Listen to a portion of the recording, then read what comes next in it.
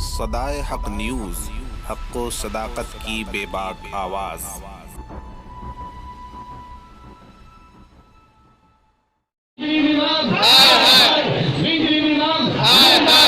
अगर हम हक के लिए लड़ रहे हैं तो डरना किस चीज की, किस बात की डरना है?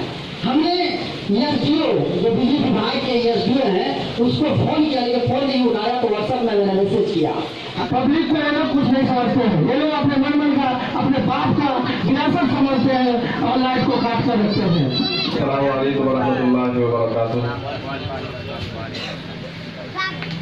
अल्हम्दुलिल्लाह वस्सलातु अला अहलिहा। अपनों के हक के वास्ते लड़ते रहेंगे हम, अपनों के हक के वास्ते लड़ते रहेंगे हम, जीने की गर्ज लेके यूं मरते रहेंगे हम, जीने की गर्ज लेके यूं मरते रहेंगे हम। मीटर न दीजिए हमें बिजली तो दीजिए, मीटर न दीजिए हमें बिजली तो दीजिए, वरना तो एहतिजाज यूं करते रहेंगे हम।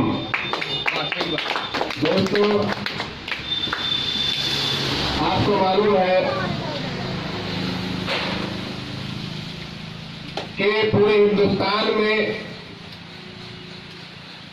सबसे पिछड़ा हुआ, सबसे बैकवर्डनेस जो सूबा है, जो राज्य है, वो बिहार है।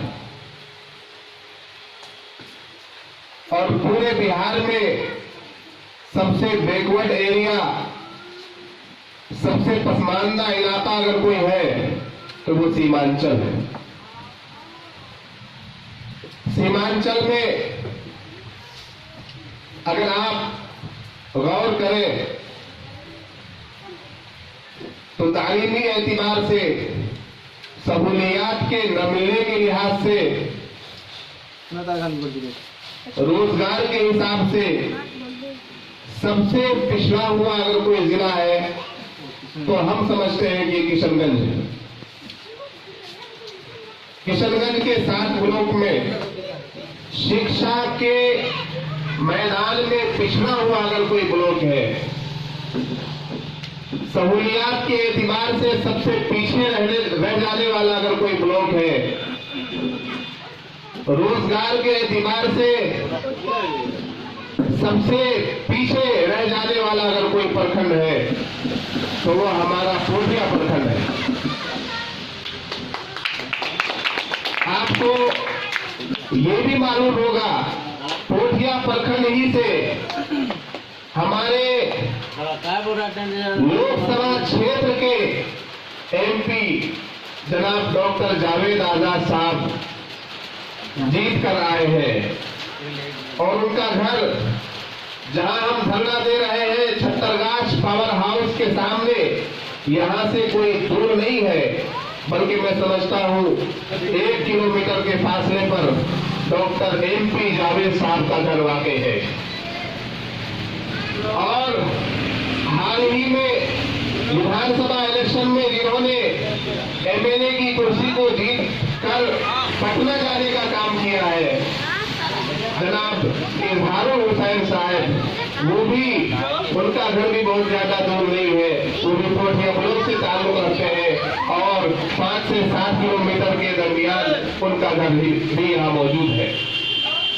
हम जानते हैं कि जनाब इजहारुल हुसैन साहब ने असेंबली में इस मुद्दे को उठाया और किशनगंज, पोठिया ब्लॉक, ठाकुरगंज में जो बिजली बाधित रहती है, इस समस्या को उन्होंने असेंबली में रखा और कहा कि हमें एक पावर ग्रिड की जरूरत है। लेकिन एमएलए साहब सिर्फ असेंबली में मांग कर लेने से और सिर्फ असेंबली में अपनी समस्या रख देने से समस्या का समाधान नहीं होगा। जब तक आप इलाके में आकर इलाके वालों की बात को सुनेंगे नहीं, उनकी समस्याओं को समझेंगे नहीं, उनकी मुश्किलात को अपने कानों से सुनेंगे नहीं और उसके हल के लिए आप मैदान में नहीं उतरेंगे, तब तक उसका हल निकलने वाला नहीं है। जैसा कि मैंने आपको बताया कि हर एतबार से पिछड़ा हुआ ब्लॉक ये हमारा पोठिया ब्लॉक है। यहाँ समस्याएं हैं, एक बड़ी समस्या बिजली की समस्या है। और आप और हम समझते हैं आज 2 हफ्तों से बिजली किस तरह से बाधित रहती है। और ये सिर्फ 2 हफ्ते की बात नहीं, हर महीने, दूसरे महीने, तीसरे महीने ऐसा हमें देखने को मिलता है कि लाइट की समस्या, बिजली कटौती की समस्या हमारे सामने जरूर आती है। कुछ दिनों की वैसे ही कर देते हैं हम लोगों में से कुछ लोग जब तैयार होते हैं, शोर मचाते हैं, हल्ला करते हैं, एहतजाज करते हैं, प्रदर्शन करते हैं, आके पावर हाउस में चिल्लाते हैं, अपनी परेशानी का मुजाहरा करते हैं, एमएलए साहब को, एमपी साहब को बार बार फोन करते हैं, तो कुछ दिन के लिए सही हो जाता है मामला। लेकिन फिर जब मामला शांत होता है, लोगों की आवाजें दब जाती है, फिर बिजली कटौती की समस्या शुरू हो जाती है। यानी कि ये एक मुस्तकिल समस्या है, ऐसा नहीं कि 2 हफ्तों से या 15 दिन से हम लोग इससे जूझ रहे हैं। ये एक लगातार मुसलसल मुस्तकिल बिहार के जिला किशनगंज के खासकर कोठिया ब्लॉक के लोगों को बिजली कटौती की समस्या से परेशान किया जा रहा है। क्या हमने कोठिया ब्लॉक में अपने यहाँ से एक एमपी जिताकर इसलिए भेजा है कि एमपी के ब्लॉक में ही बिजली न रहे? क्या हमारे एमएलए साहब को इसलिए जिताया गया है कि उन्हीं के विधानसभा में बिजली न रहे? जैसा कि केंद्र सरकार ने, देखिए, ये बिजली विभाग के लिए और बिजली देने के लिए केंद्र सरकार ने कुछ बातें पास की थी। देखिए, इसमें 7 नंबर की जो शीट है, ये बिजली सप्लाई को लेकर है। वितरण लाइसेंसी सभी उपभोक्ताओं को 24 घंटे 7 दिन बिजली सप्लाई करेगा। कितना लिखा है इसमें? केंद्र सरकार का है ये नोटिफिकेशन। केंद्र सरकार से 7 दिन 24 घंटे डेली 24 घंटे बिजली देने की बात कही है केंद्र सरकार ने। अगर राज्य सरकारें 24 घंटे बिजली देने से कासिर है, आजिज है, नहीं दे पा रही है, तो ये राज्य सरकारों की गलती है। हम चाहेंगे नीतीश कुमार और बिहार सरकार यहाँ के बिजली विभाग में सुधार पैदा करें और बिजली विभाग में जो अधिकारी पदाधिकारी बैठे हुए हैं उनको इस बात पर आमादा करें कि यहाँ खासकर सीमांचल में और सीमांचल के किशनगंज में 24 घंटे बिजली देने की वो कृपा करें। बगैर बिजली के आज के टाइम में कोई काम नहीं हो पा रहा है। मोदी जी अपने भाषणों में खूब कहते हैं कि हमने डिजिटल इंडिया बना दिया, हम डिजिटल इंडिया की तरफ बढ़ रहे हैं। डिजिटल इंडिया का मतलब तो यह होना चाहिए था कि अगर हम अभी इरादा करें कि हमारी कोई किसी समस्या का समाधान हो तो लम्हों में और पानी और मिनटों में उस समस्या का समाधान हो जाना चाहिए था। लेकिन डिजिटल इंडिया का ही ये कोठिया ब्लॉक है। मोदी जी के बताए हुए डिजिटल इंडिया का ही ये किशनगंज जिला है और उसी किशनगंज जिला के कोठिया अंतर्गत एक पंचायत छत्तरगाछ है, जहां दूसरे गांव के मुकाबले में तो यहाँ बाजार है। आसपास के गांव का इलाका अगर आप देखेंगे तो इससे ज्यादा पिछड़ा हुआ है। लोग बाजार करने के लिए, सौदा सरफ लेने के लिए छत्तरगाछ बाजार का रुख करते हैं। वो अपने घरों से निकलकर इस बाजार में आते हैं, लेकिन इस बाजार का हाल आप देखेंगे कि इस बाजार में जो डिजिटल इंडिया का हिस्सा है, इस बाजार में कोई एटीएम नहीं है। आप देखेंगे कि जो डिजिटल इंडिया का हिस्सा ये छत्तरगाछ है, आप देखेंगे कि डिजिटल इंडिया का ये छत्तरगाछ का इलाका जहाँ एक रेफरल हॉस्पिटल के नाम से हॉस्पिटल बनाया गया है, जिसके अंतर्गत बहुत से पंचायत आते हैं। मैं समझता हूँ कि 25,000 से ज्यादा की आबादी रेफरल अस्पताल से मुताल्लिक है, लेकिन इस रेफरल अस्पताल में अगर आप बुखार की दवाई लेने के लिए चले जाएंगे तो आपसे कहा जाएगा कि पहले खून टेस्ट करा के आओ, यानी खून टेस्ट कहीं और से कराना पड़ेगा और बुखार की 4 दवाई आपको रेफरल अस्पताल में नहीं मिलेगी। कोई मशीन नहीं है, कोई चेकअप मशीन नहीं है, कोई समाधान नहीं है, सिर्फ समस्या ही समस्याएं हैं। ये डिजिटल इंडिया की तस्वीर हम आपको दिखा रहे हैं। अगर मेरी आवाज केंद्र सरकार तक, राज्य सरकार तक पहुंच रही है तो उनसे बताया जाए कि जिस पावर हाउस को आपने छत्तरगाछ में खोल के रखा है कि यहाँ बिजली की समस्या का समाधान हो, इस पावर हाउस से हमें कोई फायदा नहीं पहुंच रहा है। इस पावर हाउस का काम हम देख रहे हैं कि अगर बिजली भाग जाती है तो 10 मिनट का वादा देकर 10 घंटे तक बिजली नहीं दी जाती है। हम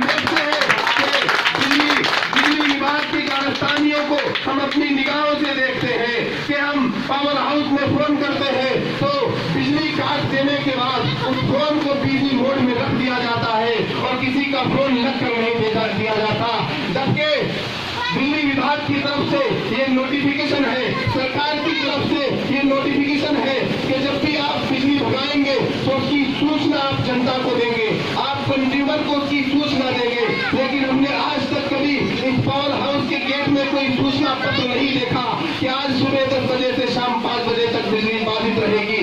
आज तक हमने ऐसी कोई सूचना नहीं देखी। और मैं इससे आगे बढ़कर आपको बता दूं कि अगर कहीं तार गिर जाता है, 33,000 के लाइन में अगर कुछ फॉल्ट आता है, अगर कहीं पर कोई और फूल गिर जाता है, कहीं तार जल जाता है, तो ये हमारी परेशानी नहीं है मेरे भाई, ये हमारी दिक्कत नहीं है, ये तुम्हारी दिक्कत है। तुम कुछ भी करो, सरकार से कहो कि नए तार लगवाए, सरकार से कहो कि पावर हाउस की हालत को सुधारे, सरकार से कहो कि लोहे के तार की बजाय चांदी का तार लगाए। हम इससे कोई मतलब नहीं, हमें ये कहाँ तार गिर गया, कहाँ बिजली फट गया, कहाँ 33,000 के लाइन में फॉल्ट है, हमें इससे कोई गर्व नहीं है। हमें तो बिजली चाहिए, हर हाल में बिजली चाहिए। अगर तुम एक दिन में 5 घंटे के लिए बिजली भगा देना चाहते हो तो पहले नीतीश सरकार से ये वादा ले लो कि हर घर के हर आदमी के घर में एक इन्वर्टर पहुंचा दो, हर आदमी के हर बस्ती में एक जनरेटर पहुंचा दो, उसके बाद तुम बिजली भगाना। वरना तुम्हें हक नहीं पहुंचता कि कंज्यूमर से हर महीने पैसा भी लेते हो और बिजली भगाकर उनको परेशान भी करते हो। इसलिए मेरे भाई हमें नहीं मतलब कुछ भी। कुछ दिनों पहले सुनने में आया कि किसी फीडर से कई सारे फीडर बना रखे इन्होंने, ये रायपुर फीडर है, ये डुमरिया फीडर है, ये पूरा फीडर है, यानी कि एक जगह से बिजली भगा देंगे, दूसरी जगह बिजली आएगी। समझ में बात ये नहीं आती। भाई शटडाउन अलग चीज है, हम समझते हैं कि शटडाउन लेने की आपको जरूरत पड़ती है। कहीं से कोई तार कट गया, कहीं आग लग गई, शटडाउन आप ले सकते हैं, आपको मालूम है। हालांकि होना ही चाहिए, मैं आगे की बात बताऊं, होना ही चाहिए कि बार बार शटडाउन लेने की जरूरत ना पड़े। बार बार शटडाउन लेने की जरूरत इसलिए पड़ती है कि जो ये तार लगे हुए ना, इन तारों में खराबी है। अगर इन तारों में खराबी है, ये मजबूत नहीं है, ये हवा से कट जाता है, ये तार बारिश के वक्त इसमें आग लग जाती है, तो ऐसा तार आपने क्यों लगवा रखा है? बिजली विभाग सरकार से कहे वो आपको इंतजाम करके दे कि कोई ऐसा तार लगाओ भाई, बिजली सप्लाई करने के लिए ऐसे तारों का इंतजाम करो जिसमें आग न लगे, जो कटे नहीं, जो जले नहीं। ये आपकी समस्या है। बार बार शटडाउन लेने की जरूरत इसलिए पड़ती है कि तार बहुत पुराने हो गए। इतने पुराने तार आपने क्यों लगा रखे हो? जिसकी वैधता, जिसकी वैलिडिटी जब खत्म हो गई उसके बाद तार नए क्यों नहीं लगे? तार बदलवाने की जरूरत थी तो आपने तार बदलवाए क्यों नहीं? फोन कहीं पर बदलवाने की जरूरत होती है तो फोन क्यों नहीं बदलवाया जाता? एक खंबा हम देखते हैं, बारिश होती है, उसके नीचे से मिट्टी सरक जाती है, वो खंबा आज तक लगा हुआ है। लगाने वाले ने उस खंबे को, बिजली के उस खंबे को सीधा लगाया था, लेकिन अभी हम देखते हैं कि वो खंबा टेढ़ा हो गया है, कुछ दिनों के बाद गिरने वाला है। जब तक वो खंबा गिर नहीं जाता, किसी का सर फट नहीं जाता, किसी के ऊपर चोट नहीं लग जाती, कोई मर नहीं जाता, उस वक्त तक उस खंबे को बदलने की ये लोग जरूरत महसूस नहीं करते हैं। ये किसकी समस्या है मेरे भाई? आपकी निगरानी है। बिजली विभाग कान खोलकर सुन ले और जो बिजली विभाग के ऊपर निगरान है उन सभी अधिकारी को कहना चाहेंगे कि एक आप निगरान टीम छोड़िए, एक निगरान टीम बनाइए जो ये पता लगाए, सिर्फ ये पता लगाए कि कहां पर तार कट रहा है, कहां पे तार जल रहा है, कहां पर तार पुराना हो चुका है, कहां पर पोल पुराना हो चुका है, कहां पर खंबा गिरने वाला है, वो नया खंबा लगवाए, नया तार लगवाए। बार बार शटडाउन हमें नहीं चाहिए, ये नहीं होना चाहिए मेरे भाई।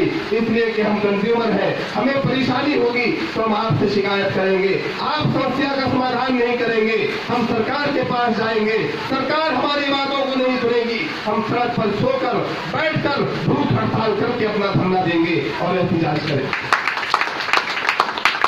इसलिए मेरे भाई चलिए शटडाउन की जरूरत पड़ती है। मैं जो बात बता रहा था, आप थोड़ी देर के लिए शटडाउन लीजिए, फिर बिजली दे दीजिए, लेकिन अंदर की बात है।